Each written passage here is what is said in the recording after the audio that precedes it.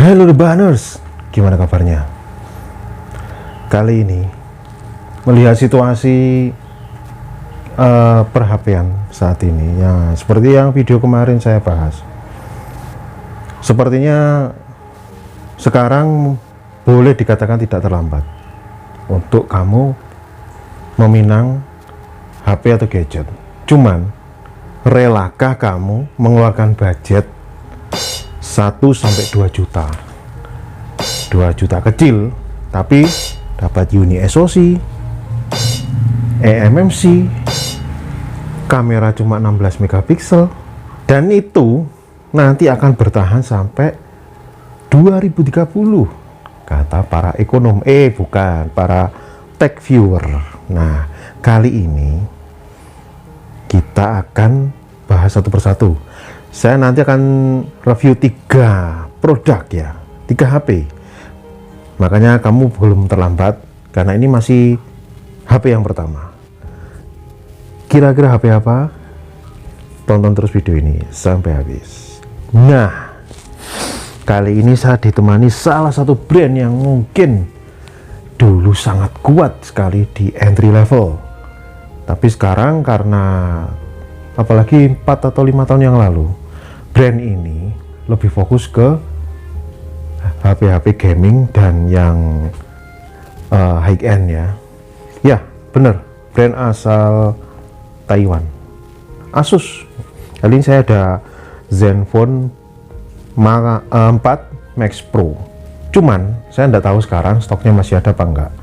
Karena kemarin saya check out ini, saya agak telat untuk bahas HP ini karena kesibukan di offline saya. Jadi saya baru bisa review HP ini, Zenfone 4 Max.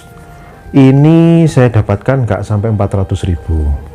Jadi nanti kan saya bahas HP di bawah 1 juta, 1 juta dan 2 juta. Nanti mana yang cocok untuk preferensi kamu? Saya awali di video kali ini, saya akan bahas Zenfone 4 Max Pro. Apa sih kelebihannya dan seberapa worth it HP ini di zaman sekarang, di zaman yang serba sulit kita membanding-bandingkan atau dimendang-mendingin lah bahasanya. So, kita bahas HP ini.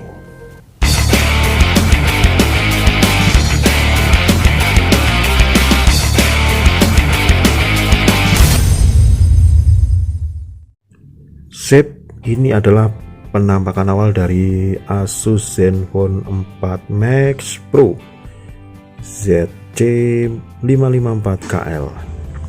Ini masih pakai Android 7 ya, karena saya coba ulik untuk update sistemnya, ternyata sudah banyak link yang mati. Jadi seperti inilah tampilan dari Zen UI versi 4 kalau nggak salah ya, di Android 7 Nougat. Tampilannya seperti ini. Kita lihat setting. Oh ya, ternyata kelemahan atau minus dari HP ini adalah layarnya ini ada shadow ya. Ya lumayan mengganggu sih kalau di background warna putih. Tapi kalau background kita gelap seperti ini tidak nampak. Kenapa HP ini harganya murah, dengan build material yang cukup solid dan bagus. Ini pakai aluminium ya ini, yaitu karena ada shadow. Ini memang kelemahan dari layar LCD ya, karena stok ini adalah HP ini stok lama ya, baru tapi dengan kondisi stok lama. Jadi efeknya ke LCD ya, nanti kalau sudah parah bisa diganti untuk LCD nya. Kita lihat di tentang ponsel, ini adalah Android 7.1.1 ya, Asus X00ID. Ini masih memakai LPDDR3 ya, dengan eMMC tentunya di 5.1. Untuk layarnya sendiri masih XD ya, 720x1280. Terus untuk SoC nya adalah Snapdragon 430 di 28 nanometer, tapi masih terhitung dingin. Ini sudah saya tes ya, karena kemarin datang itu kan posisi habis baterainya, dan tadi sempat saya tes untuk kamera, video dan lain-lainnya. Sudah octa-core ya ini untuk sistemnya, ini Android 7. Terus ini untuk memorinya lumayan masih lega ya, dengan 3 GB RAM. Dengan Android Nougat itu yang terpakai sekitar 1,8 ya, 1,8, jadi free-nya atau masih sekitar 1 GB. Ini masih lumayan lega ini. Terus untuk kamera, nah kerennya HP ini adalah dia walaupun lama sudah mengadopsi 2 lensa ya. Ada lensa utama sebesar 16 megapiksel dan ditemani lensa ultrawide sebesar 8 megapiksel. Untuk sensornya sendiri itu pakai OmniVision ya. Ini kamera depan dan belakang itu sama, sebesar 16 megapiksel itu pakai OmniVision 16880. Dan untuk lensa ultrawide-nya 8 megapiksel pakai OmniVision apa Hynix ini yang belum jelas ini ya. Terus untuk baterainya lumayan besar karena ada kata max, yang artinya baterainya 5000 mAh dan kondisinya masih bagus ya, karena memang belum pernah dipakai. Jadi untuk keawetannya sudah lumayan. Padahal ini sudah saya install, saya update aplikasi dan saya pakai untuk testing kamera dan video. Terus untuk sensornya ini lumayan lengkap, ada sensor giro dan magnet, dan gironya ini adalah giro hardware ya. Ini sudah saya tes. Nah ini sudah saya tes dan oke punya pokoknya. Terus apalagi ya, kita langsung cek kamera ya. Untuk kameranya sendiri ini bisa merekam video sampai Full HD ya, baik lensa utama ataupun lensa depan dan ultrawide. Untuk menu-menunya seperti ini. Memang di Android 7 itu tidak banyak customizasi, sudah bisa timestamp walaupun cuma tanggal ya. Untuk ini, untuk videonya bisa sampai Full HD. Untuk kameranya sendiri ini asal sebesar 16 megapiksel, dan untuk hasil kamera videonya bisa kita cek seperti ini.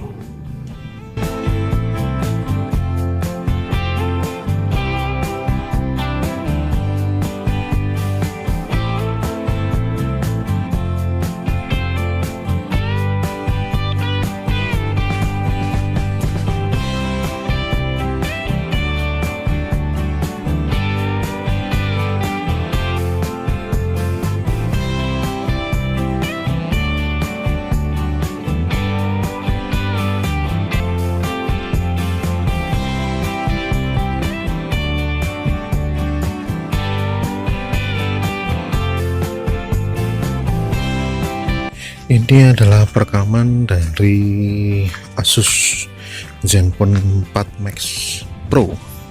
Ini untuk kamera belakangnya seperti ini. Ini untuk lensa wide ya, yang lensa utamanya seperti ini. Untuk kelas harganya sudah cukup bagus, dan HP ini dilengkapi dual mic ya, jadi aman digunakan untuk vlogging. Dan ini untuk lensa ultrawide nya, gimana kualitasnya,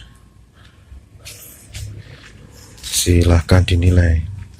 Dan ini sudah didukung ACE ya, jadi meminimalkan goncangan. Silahkan dinilai. Lensa depan, kamera depannya ya, Asus Zenfone 4 Max Pro seperti ini. Resolusinya sama 16 megapiksel dengan kamera belakang di resolusi Full HD 30 fps. Nah seperti ini. Kita backlightnya gimana? Seperti ini backlightnya ya, lumayan lah di kelas harganya ya. Kesimpulannya, buat kamu yang mencari HP buat ya secondary atau buat anak. HP ini sangat saya rekomendasikan, dan jangan lupa terakhir saya cek stoknya tinggal 6 biji kalau nggak salah, dengan harga sekitar 400, nggak nyampe 400.000, 399. Segera borong aja, atau ya lumayan lah untuk buat koleksi ya, karena ini cukup bagus dan apa ya, masih bisa dipakai lah daripada beli iPhone ya, iPhone 5s 6s yang sudah nggak bisa pakai WA. Kalau ini masih bisa pakai WA, dan kalau mungkin kalian jenius bisa oprek-oprek ini HP ya, karena bisa dipasang custom ROM dan pakai Android yang terbaru, kalau nggak salah bisa sampai Android 10. Demikian ulasan dari kami, kita ketemu di review HP selanjutnya ya.